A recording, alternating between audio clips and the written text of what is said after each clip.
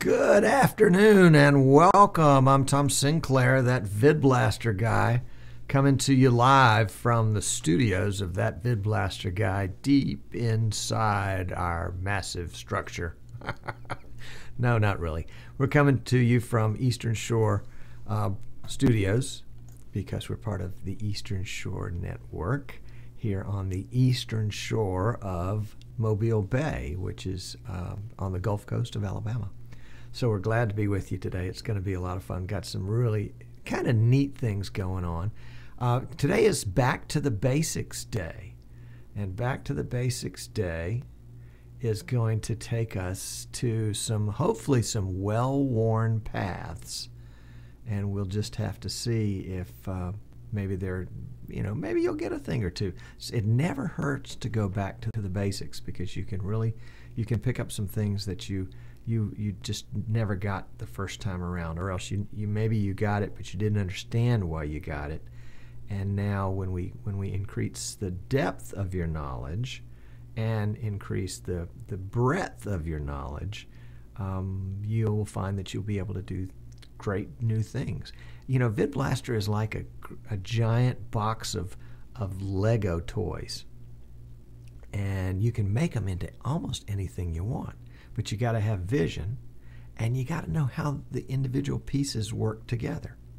So that's part of what we're going to do today, is go back to the basics and say, okay, this is how you put this block into this block. But before we get to that, the mantra of our show has been one guy, one PC, one awesome broadcast. And I really do believe that one person with one PC, properly equipped PC now, mind you, the right software, all that other stuff, good cameras, good audio, all that stuff that goes with it, but one PC can really do an awesome broadcast. The trick is, yes, you got to have the right tools, but you've got to practice and get your skills up to par. You really do. It's not just something that you could just, when you go back and look at the very first show we did here in July of 2012, I think it was awful. It was really, really bad. And I think we can do better than that. Or at least at that point, I thought I could do better than that. And so I worked hard to improve different things, and I had a lot of help. A lot of folks that are regular viewers were able to say, hey, Tom, how about if I make you a really cool backdrop? Martin Case and Computers in Manchester, United Kingdom. Thank you, Martin. Martin did the intro that we saw just a few minutes ago, and he did the outro. JP has volunteered to help me with a new intro for the new show, Streaming Idiots, that'll be coming up in segment 2 today. And I'm excited about putting that together with his help. Lots of folks have done lots of things, and I really do appreciate that. And I think that's what you'll find as you begin to put together your package, whether it's sports or church or talk show.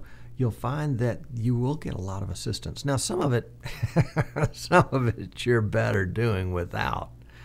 But some of it will be invaluable assistance, and you'll just have to kind of, walk through the valley of the shadow of death to figure out which is the important stuff and helpful stuff, and which is the stuff that you just need to not pay attention to, because there's some well-meaning folks out there that don't know anything.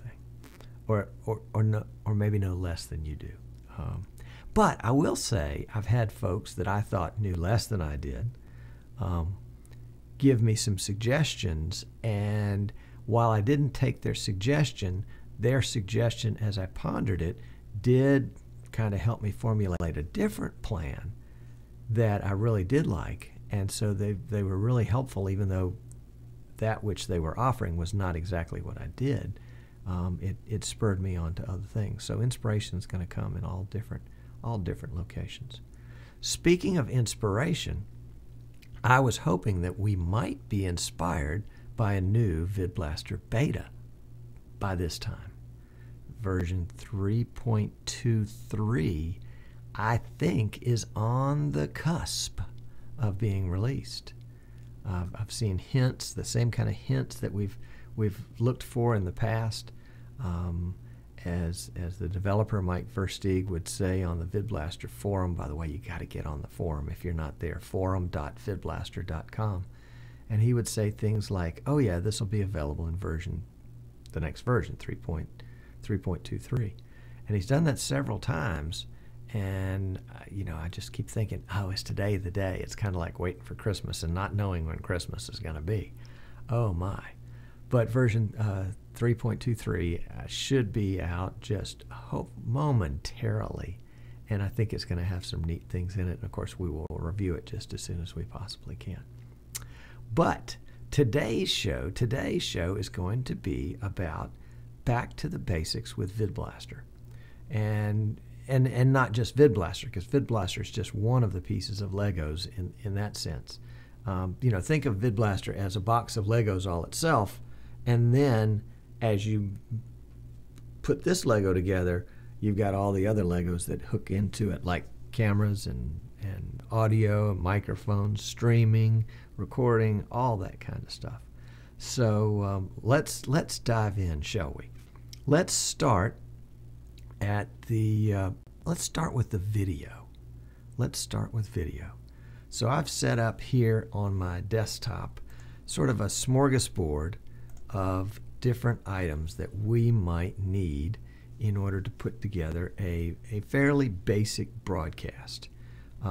Here at the very top of the screen is a Canon HF100, Vixia HF100, and this particular cam, even though it's got component and HDMI output, the most common way to run it is to, let me open up these little panels here in the back. Whoops, didn't mean to do that.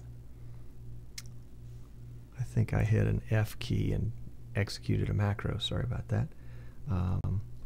That's going to be the power plug, and this is going to be where we can plug in. I don't know if you can see right there, the little yellow hole right there. That is video out, standard definition video out. And most of the cameras like this will come with a cable like this.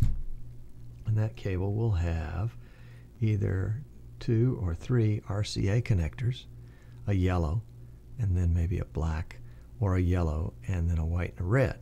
The white and the red are audio, and so we're not worried about those. We're just worried about the yellow. And then, of course, it'll have a connector on the other end. And that connector will go into our cam. And now we have, when the camera's on, we will have video on this connector right here. How about that? Now, one of the quickest and easiest ways to plug this into your PC is not to plug this into your PC. Don't plug it into your PC. You need an intermediary. You need a capture device, and that's where the good old EasyCap comes from.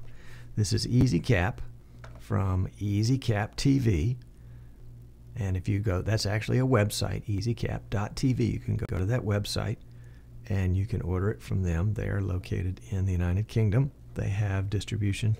I know they have distribution in the U.S. They may have distribution in Australia and other parts of the country as well. U.S. dollars, it's about $32. It will give you this device and then the drivers that go with it. And let's talk just a little bit about this device. This device has lots of connectors on it, but really only one connector that we're interested in. You guessed it, it's the yellow. So we plug our yellows together, and now we have a connection. We're all set. And we would plug, where is it? Right in here. It's a mass of cables. We would plug our USB connector into our PC. Now, you heard me mention something called a driver. A driver is not somebody that you have with you after you go to the pub, but it is a piece of software that helps your computer understand what to do with the information that comes across this little wire right here. So, in a box like this would be a CD that once you plugged this guy in and your computer said, oh, I don't know what this is, you know, have you got a disk? Well, there's your disk. Pop the disk in, run the routine to install the driver. And in fact, we're going to unplug that from here for just a second, and I'm going to see if I can plug this in live. Boy, it's always a treat to do something live, but hang on a second. Let me see if I can get down underneath where the PC is, and we can plug it in live. And that way I can show you what the camera looks like when you get it into VidBlaster.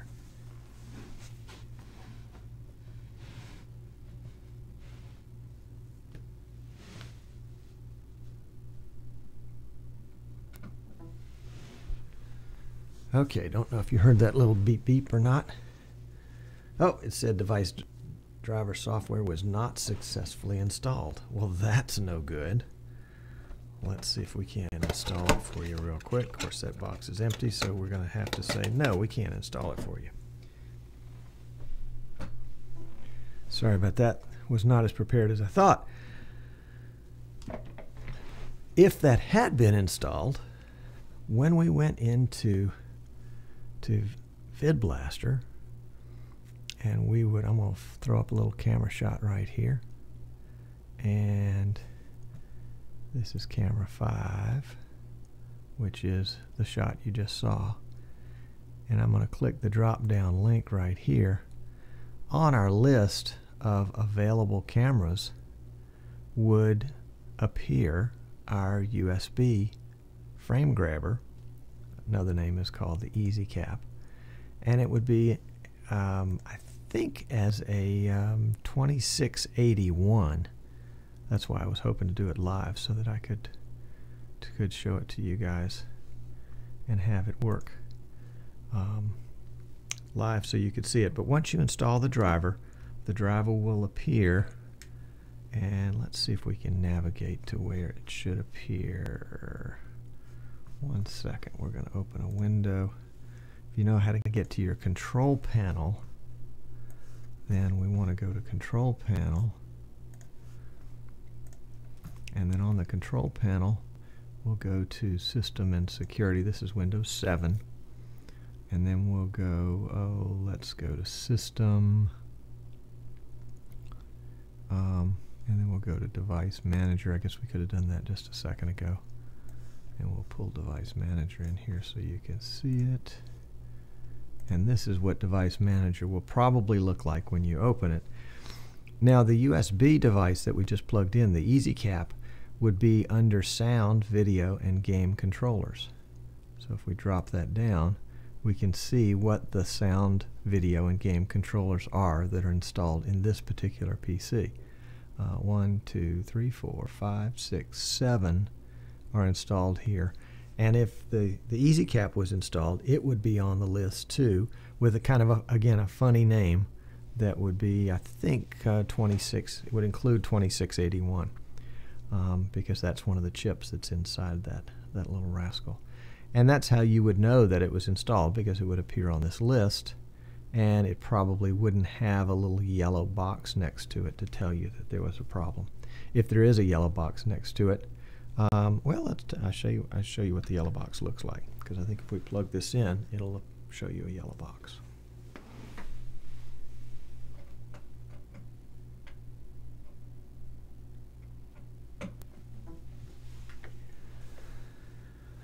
There we go. And let's close that one right there. And it says unknown device, and you can see the little yellow box next to it. It didn't appear under sound, video, and game controllers because the PC didn't know that's what it was, so it just put it under the category of other devices. So it's plugged in, but it's not. It doesn't have a driver, and my PC didn't. Apparently, I've never used an Easy Cap on this PC. I didn't realize that.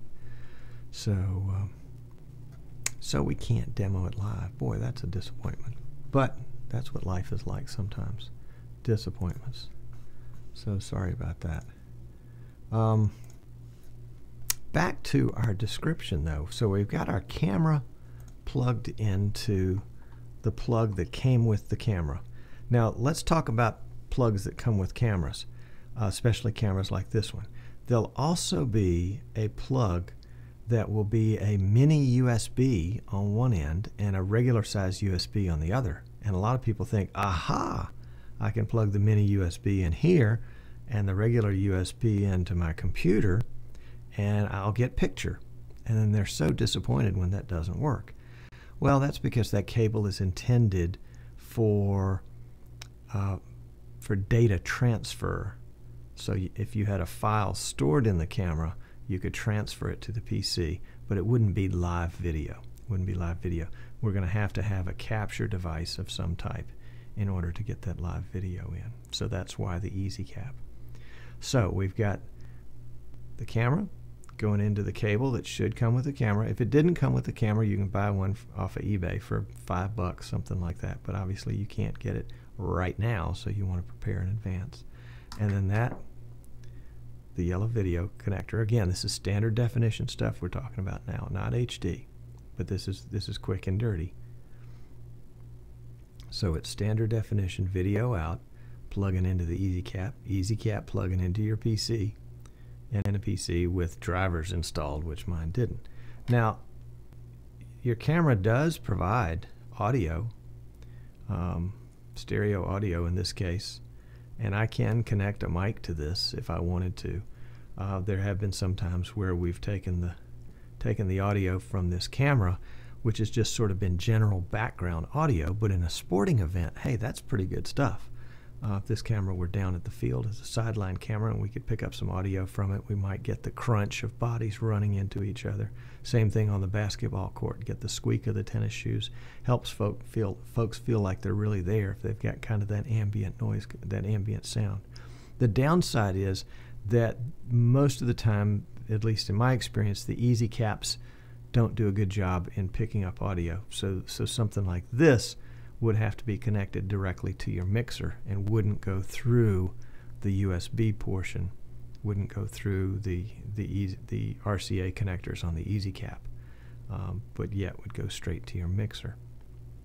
And then you would have a camera icon. Let's see, let's go back to it. Like this one, a camera module like this one, and you would be able to find somewhere on there is the list right there. Yep, is a list of your EasyCap, and then it's just a minute. You see the little green dot right there in the top that tells me that this camera is in preview because it was just in program. And when I click the module, click, it comes right to the screen. Now, one of the other options for me to do is to click cut, and that will bring it straight to the screen.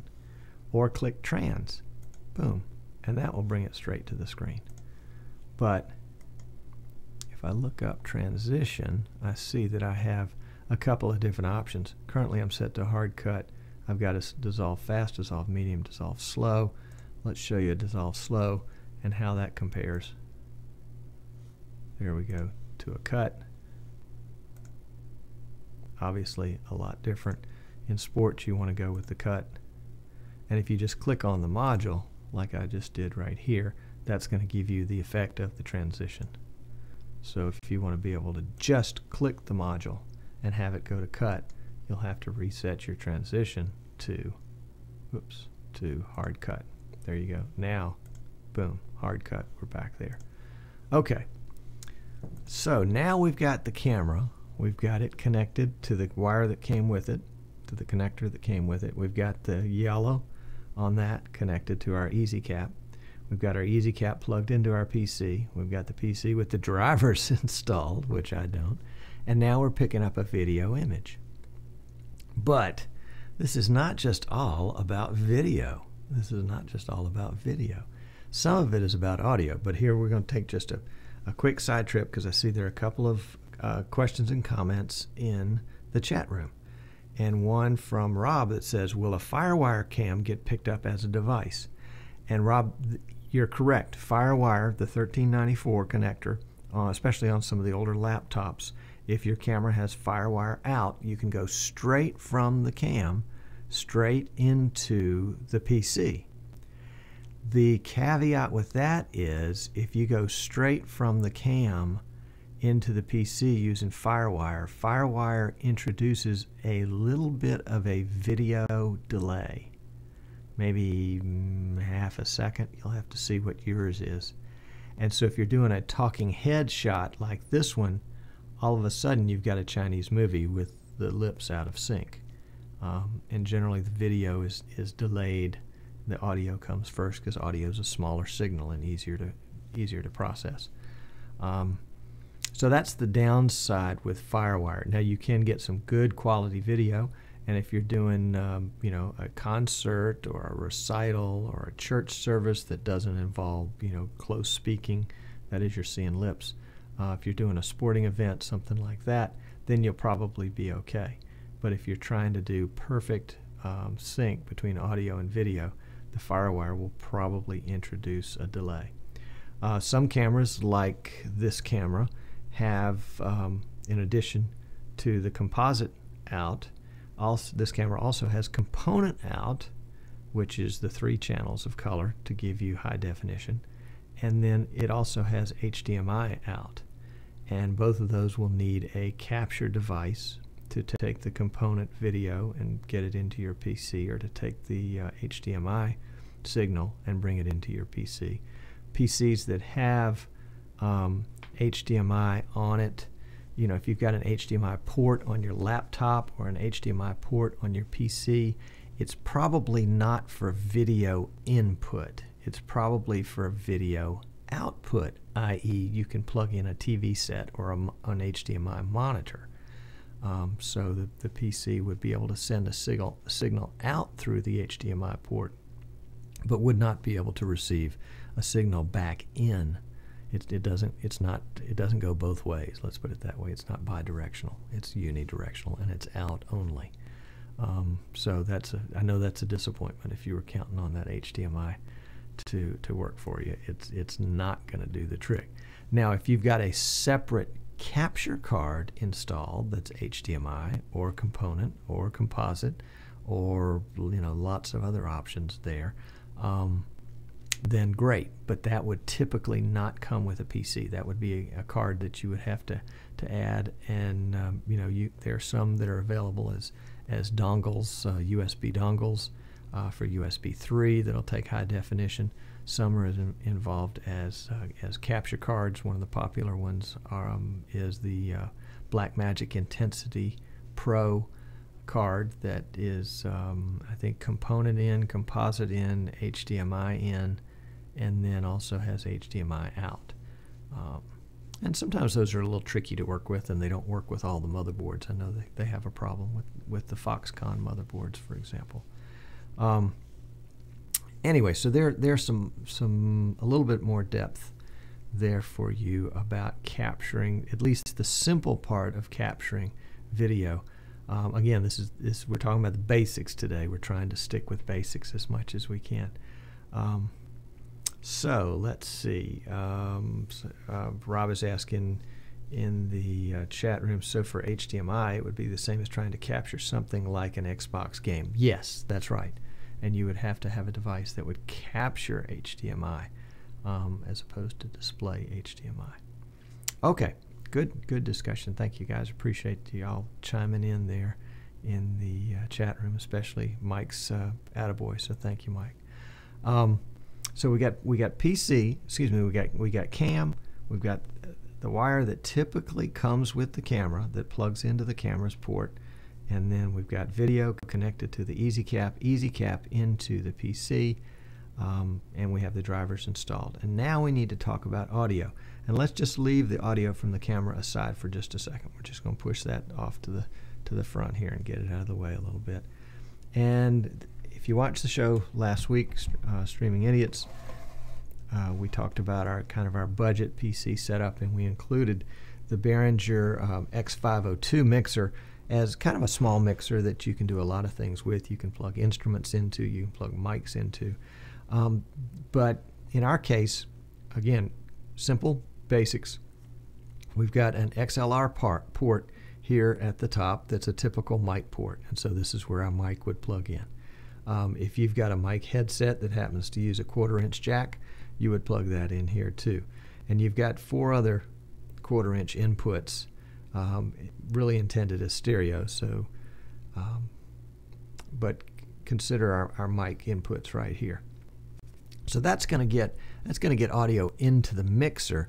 And in just a second, I'll come back and talk about why we use a mixer. But let's say you're doing a broadcast, and so you've got to have audio in. And then we need to get the audio out of the mixer and into the PC.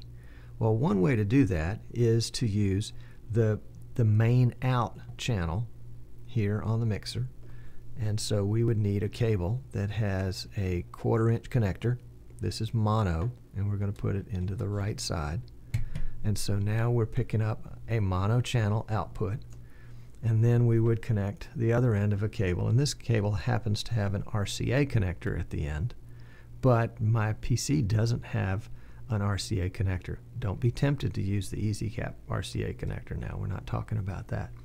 But I can get an adapter that will take my RCA and we'll turn it into 3.5 or 1/8, 3.5 millimeters or 1/8, and this will plug into the line in on my PC.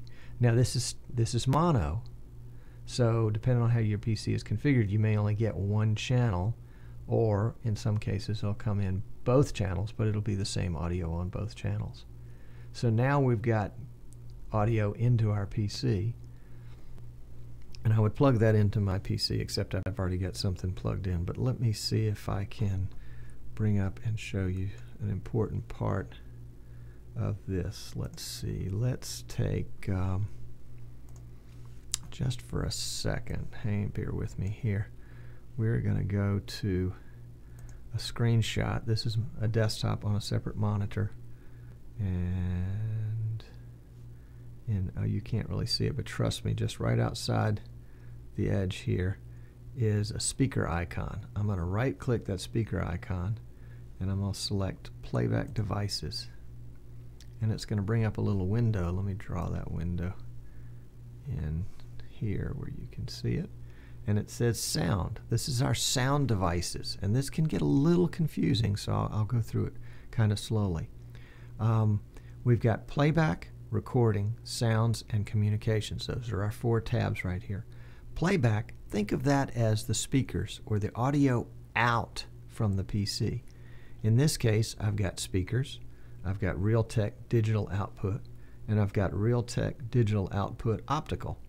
Well, technically, so far as my PC is concerned, notice how they all have a 2 in it. I don't know if that's quite large enough for you to see, but trust me, they all have a 2 in it. And they're all essentially the same sound output. But the check mark, the default, goes next to the speakers because I've actually got something plugged into the speaker jack. And that is, that's an out, well, we'll get to it just a second. On the recording side, that is the audio coming into the PC. That's going to be the audio out right here from our mixer. And again, this is going to be posted on YouTube, so if you need to listen to it a couple times to get it straight, that's okay. Audio out on the PC is going to become audio in. Oh boy, now see, I'm getting it screwed up. Audio out from the mixer is going to be audio in on the PC, the microphone in this case. So the other end of my mixer is connected to the microphone jack on the PC, and you can see the audio, at least a little bit, right there as we're talking. It doesn't appear to register very well. I can take this device and right-click it and go to Properties, and let me pull that Properties tab in. I'll put it right over top the other one. And I can do all sorts of fun things with it, but what I want to do is check levels, and you see it's at 100%. Well, I like it at 100%. In fact, let's go back to our speakers here. We'll right-click our speakers, go to Properties, and pull in the Properties window, go to Levels, and again, it's 100%. I want 100%. You say, oh, well, 100%, that's a lot of volume. No, Windows doesn't think about audio the way the rest of the world thinks about audio, I don't think. Windows thinks about audio in terms of what percentage of the audio would you like to pass through? Would you like to pass 50%? Or would you like all of it, that is 100%? So when we're talking about Windows, we want to talk about 100% in terms of audio. We don't want to use Windows to control the volume on our audio. We want to let our mixer controls control the audio volume. That's where we want to control it if we possibly can, because it's much easier for us to reach out here and physically control it during the middle of a broadcast. If we need to turn down the volume, should be something like that. And we're getting some chat from the chat room that they don't like the fact that I've got it plugged into the microphone jack. But in this particular PC, the microphone jack is the only audio input that happens to work today. So we were stuck plugging in there. But there is a line-in jack typically on the back of your desktop. If you have a desktop PC, you have to get down there on your hands and knees with a flashlight and see that it says line in. And this would be coming from your mixer. Or if you have a laptop only, and the only jack you may have as an audio input is going to be microphone, so you'll have to select that. So each one of those connected at 100%. And now let's go back to the second one. So we've got our mixer here.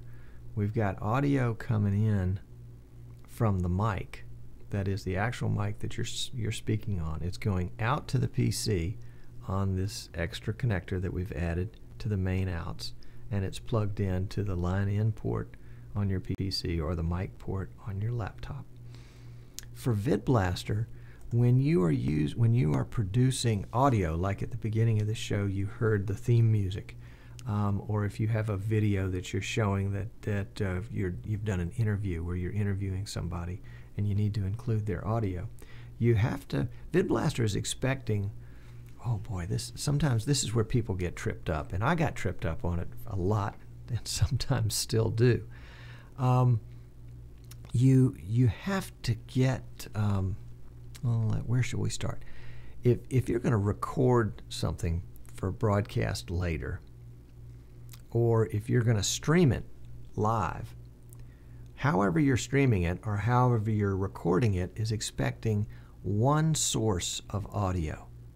That is, if you've got theme music and a mic like the one that's right out of the picture right here, and music from a video in VidBlaster that you want to play to show, that all needs to be mixed up together and come as one audio signal, either to VidBlaster to be recorded or to VidBlaster to be streamed.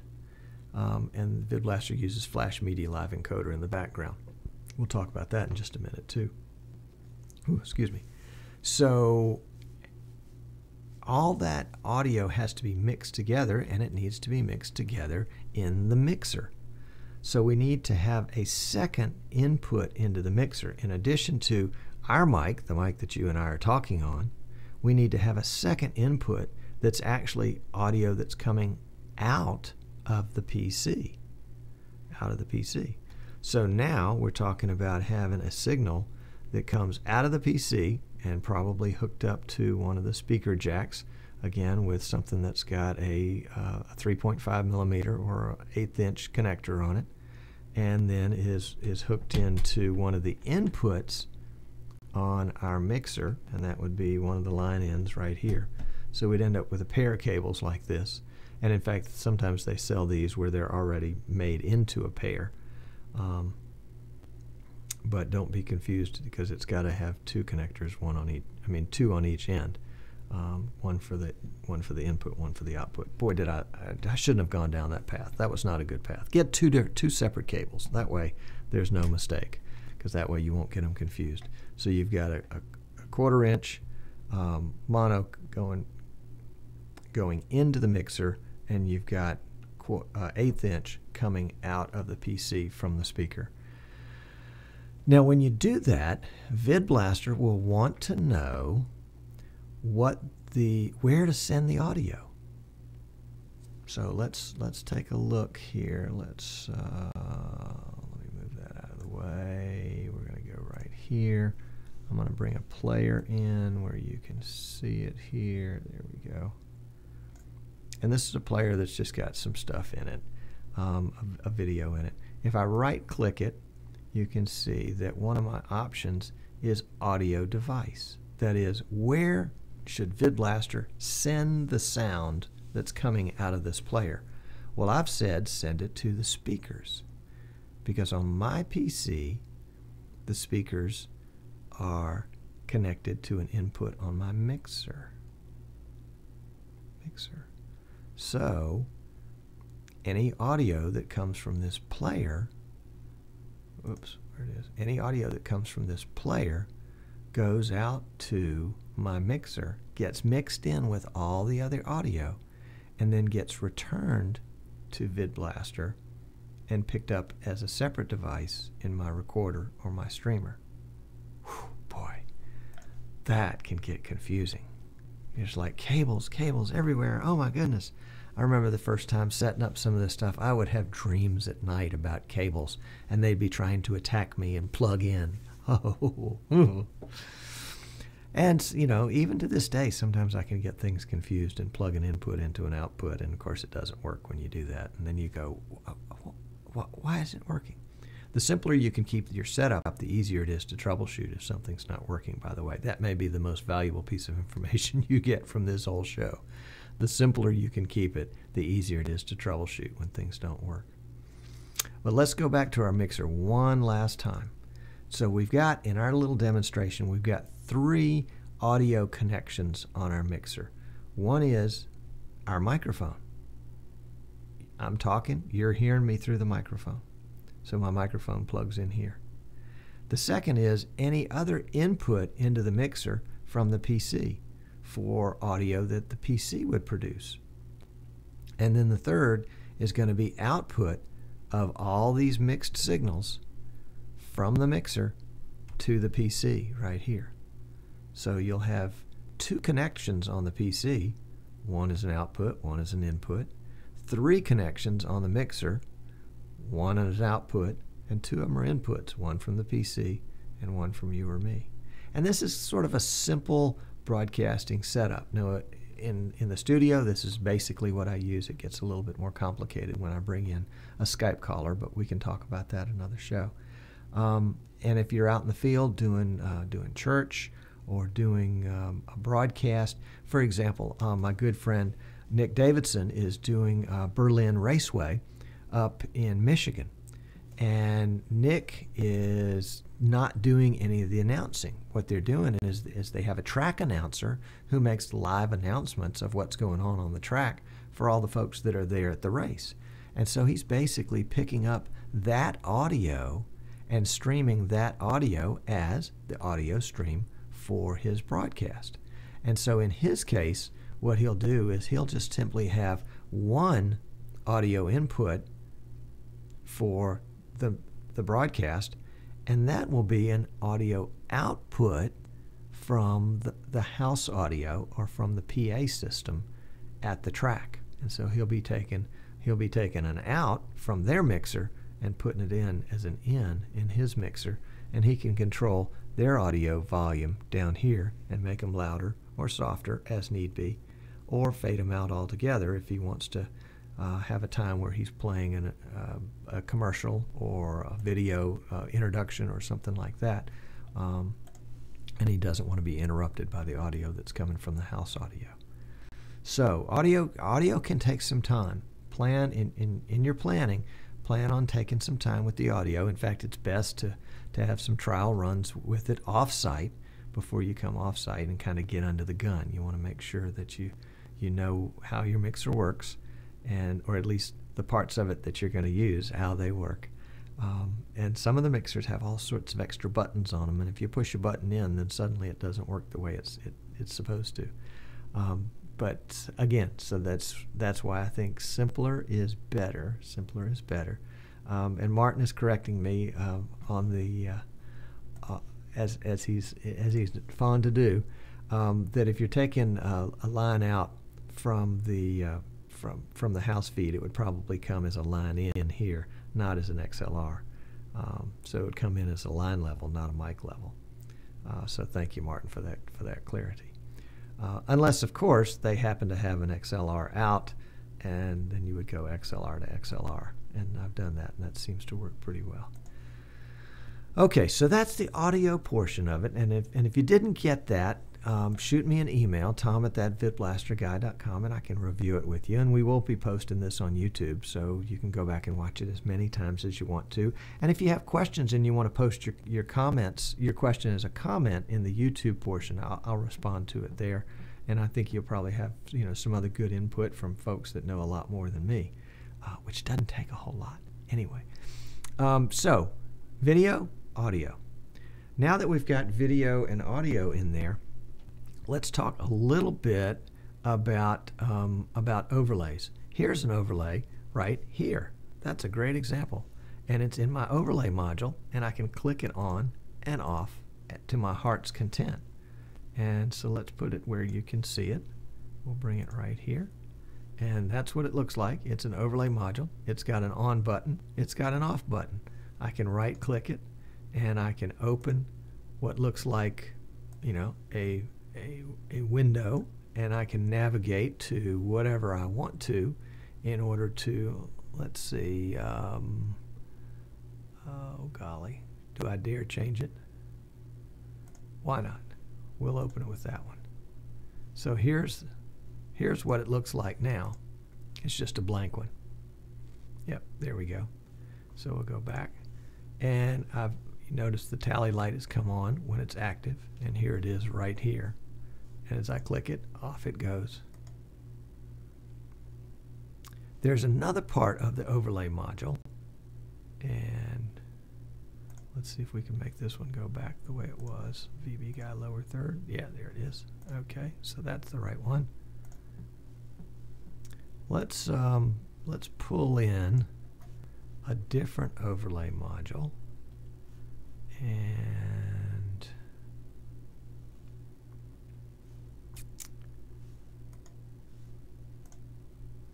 well, I thought I had one I could use that wasn't doing something else. Let's just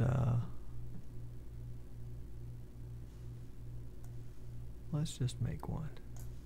Go to modules, go to add, go to overlay, and we'll bring in overlay number 7. There we go. Now, in addition to being able to put a PNG file, that is a file with a transparent layer to it, I can also type in text. And so right here is where I might open up one of several different PNG files. Or right here is where I might type in text. So if I type in the word text right there, it will appear on the screen. See it appear down at the bottom? I'll click it off so you can see it off and on, off and on. There we go. I can right click and change the size of it by changing the font. Let me bring that menu in so you can see. There we go. We'll change it from a 16 to a 36, and we'll bold it, and we'll change it to a different style that looks like that. How about? Okay. And so now I'll put it on, and you can see it's a larger font. I can go back to font, and I can change the color, make it yellow and italics. And again, now I've got yellow and italics. Click it off. I can also change the alignment. I can make it aligned left, center, or right. I can change the margin. If it's on the left, I can give it a margin of 20 if I want it indented. I can take text from other places, and that's a little bit more advanced. We're not going to get into that right now. But I can include very quickly some text here. And I have a basic function by using the / character and then the lowercase n. I can put in a line. So I can go /n, and put my text all the way up at the bottom, up at the top. If I change the font, it changes the location of the word text, and that'll come back down or go back up depending on what I'm doing here. And you can see /ns right there that allow me to do that. And I can take them out, and you can see as I take them out, the word text drops back down to the bottom. So that's what I call live text, and it couldn't get any quicker, and you can do all sorts of fun things with it. You can use different overlays. For example, let's go to black for just a second. In a show coming up in just a few minutes, we can use 3 different overlay modules to give us the title for the show, and that's kind of quick and dirty, just no intention of being real fancy there, but I just needed something for the moment. All right, so that's overlays. Let's talk about recording. In VidBlaster we have a recording module, and so let's add a recorder. I'll bring it down here where you can see it right there, and this is our recording module, and we can right click it, and we want to set an audio device. That is, what is the source of the audio? Well, it's going to be microphone 2, because we want the audio that's coming in to the PC from the mixer. Is that right? Audio device line 2? I think so. Audio input, master volume, display size, that just determines the display size of the recorder. Format, MPEG-2 master, MPEG-2 DVD. Master is a little bit better quality, and Martin K will have to tell us exactly what it is. And then source is important, because source is, where are we getting the video from? Well, we're going to get it from, let's see, you can't see that window all the way down there, can you? Well, you'll just have to take my word for it.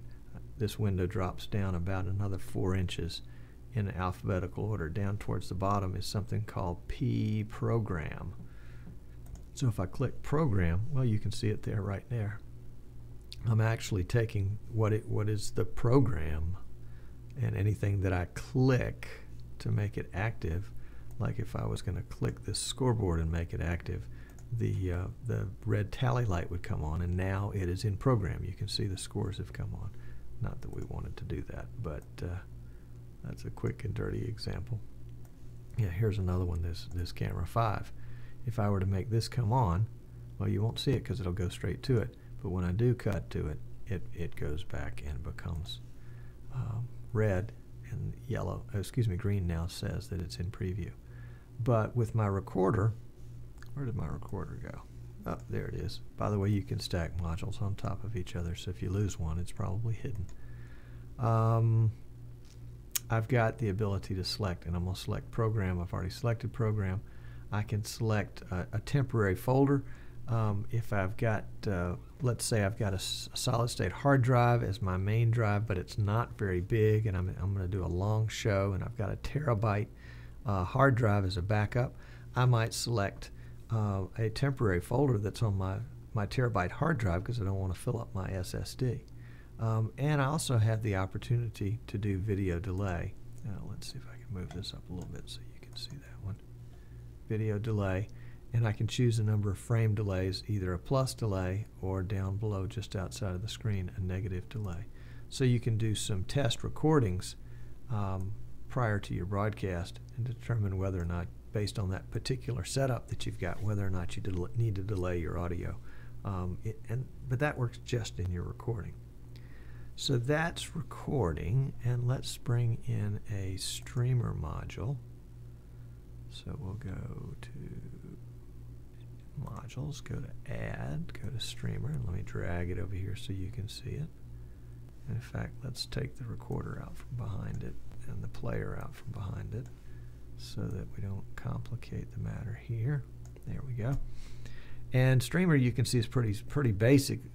It's got a volume meter on the side. It has a time, which will be our elapsed time or duration, and a start button and a stop button. But the real guts of it are, if we right click, we have the option to do lots of different things. And this can get a tad confusing, and a lot of the information that you would be required to put in here is information that you'll get from your CDN, your content delivery network, like Ustream or or Dacast or whoever you're using will give you a lot of this information. In fact, some of them have guides on how to set up streaming with VidBlaster. But let's say the very first setting that we're going to say is we're going to say stream to. Where are we going to stream this to? And let me pick this module up a little taller so that we can see all that window there. Stream to. Oops, there we go. Stream to. We've got 4 choices at this point. Really, it's the first 2 that interest us. Virtual video device, I'll come back to that one in a minute, and flash media server. And then there's some CDNs that have been included, and in fact, I think those are going to be reorganized and maybe some of them eliminated in the next beta version, so we're not going to even talk about those at this point. We're going to talk about flash media server because that's probably going to be how you're going to stream it most easily. Flash media server, and then right click, and now we can go into settings, and it will ask us for things like our URL name, our stream name, our username, our password. And for example, with Dacast, who I'm streaming with today, I would click this, and that would give me an opportunity. Let me drag that window over here. There it is. And I can input the URL that I got from Dacast, and that would be something that I would cut and paste. I wouldn't try to write it down and type it. I would cut and paste it, put it in here, and click OK. I don't have it, so I'm going to click Cancel. And then I would do the same thing under Settings, under Stream Name, and I would have a stream name. It says WMS Publishing Point, but I think that's left over. WMS is no longer going to be used, but the stream name would again cut and paste into that spot. And if my CDN required a username or password, I would have the opportunity to put it in there. And then I have an opportunity to say, what is the quality that I want to stream? Well, today we're streaming 2 different streams. One stream is at a resolution of 864 by 480, and we're streaming it at 1500K BPS, which is not one of the choices here. But one of the easiest ways to operate VidBlaster is to pick something from this menu and say, okay, well, I'm going to stream a 500K video stream, and then within that I want to stream a 96K audio stream. So I would come down, I think probably just out of the window here, and select the 500K video and the 96K audio. If I have somewhat limited bandwidth, let's say I've got 500K available to me, I might want to pick this one for 296 or this one for 248, which is 200 video and 48 audio. Or if I'm living boldly, I might pick 300 video, 48 audio. That would be on a really restricted system. Hopefully you'll have at least a meg or better on the uplink speed to be able to make your connection for your streaming. Okay, so we got stream 2. Video codec, again, is important. VP6 is an older codec that is not always seen by some devices. H.264, if you're streaming to iOS, will be your best one. And then video resolution allows you to set the resolution of your stream. Here you can see it's set to auto, so it means whatever my global resolution in VidBlaster is, it's going to stream that exact same resolution. And in this case, it's 864 by 480, which is just out of the picture to the bottom right there. Some of this has been on my part trial and error. Some of it has been based on reading that I've done as to what the optimum settings are. If you have some questions about what's perfect for your particular circumstance, feel free to drop me an email. It's not a problem. I would be happy to help you in any way that I can. And if it gets long and involved, I may ask you to buy a support package. But for just a couple of quick questions to get you back on track, feel free to shoot me an email. Tom at that VidBlaster guy. Oh, I can see it. I picked up the wrong lower third. It doesn't have the email address on it. Anyway, it's Tom at that VidBlaster guy. That's the easiest way to put it. I can see we're just about out of time, and boy, we didn't even cover all the basics. Wanted to get into the basics of scoreboards, so we may have to pick that up next time. If you are interested in scoreboards and want to know more about scoreboards, a good place for information would be the VidBlaster Wiki, and that's wiki.vidblaster.com, wiki.vidblaster.com. And there's a great article there that explains how the scoreboard works, and it works with a combination of a background graphic, like a graphic like this one, that would have holes in it or blocks in it where you could add numbers for your scores. And you can have multiple scoreboards, and so you could use one scoreboard for the score from each team, and then another scoreboard could be for the period or the inning or strikes or balls or whatever you wanted, so that you could keep track of as many kind of statistics like that actively at one time. I was going to set up a demo for you, and let me go to black for just a second and show you. This is what a scoreboard would look like. You can see the graphic in the bottom left corner of the screen, and the information in the top left corner of the screen. I would obviously have to reposition either the graphic or the team information to get it right, but that would be one way to do it pretty quickly. And hat tip to Andrew for sending over this graphic for me to use at that very last minute today. Appreciate that. And you can see how nicely it rests on top of whatever you're doing. So if you've got a ball game going on, you can put the score anywhere that you want to place a graphic on the screen. And in fact, you can not only put the score there, you can integrate a graphic that might be your league logo or your main sponsor. There are lots of different ways to kind of accomplish that. It can be just a lot of fun, a lot of fun. Oh, let's see, what else did we want to cover? I think that was sort of the basics, but boy, that was barely even covering the basics. Yeah, I think that was it. So we're at the end of our time. That's the real news. I hate to say it, we're at the end of our time. But it has been a real treat for me to be with you guys today. If I can help you, shoot me an email, tom@thatvidblasterguy.com. Oh yeah, I forgot. Full disclosure, I should have mentioned this at the beginning of the show. I am a authorized VidBlaster reseller, so this has been a giant commercial for VidBlaster. And especially if you buy it from me, that VidBlaster Guy at thatvidblasterguy.com. There's a little store there, and you can purchase your VidBlaster there and get personal support from me, which I think really makes it all worth it. If you want to upgrade, we don't have links there on the upgrades. Upgrades have to be processed manually, so shoot me an email. We'll talk about what your upgrade is. And if you're interested in having a custom PC built to do some streaming, I'd be happy to talk with you about that. We've built several, and and some of them are just real screamers. They're just, boy, it's been a lot of fun to work with folks on that. So that's sort of the show, and I appreciate the guys hanging out in the chat room today and giving me good input, correcting me when I'm wrong. Thank you, Martin. And keeping us all on track. It's been a treat. I'm going to send you out with a little bit more theme music and our closing credits, but I look forward to seeing you next week, and catch this one on YouTube. All right? Great. Later.